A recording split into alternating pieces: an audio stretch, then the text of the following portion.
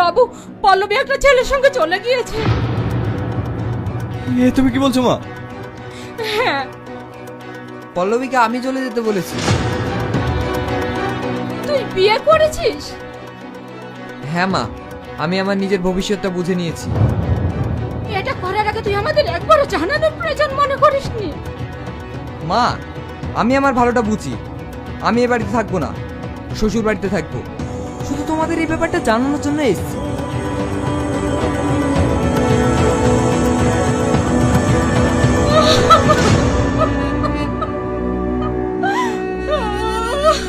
তুমি কাঁদছো কেন মা?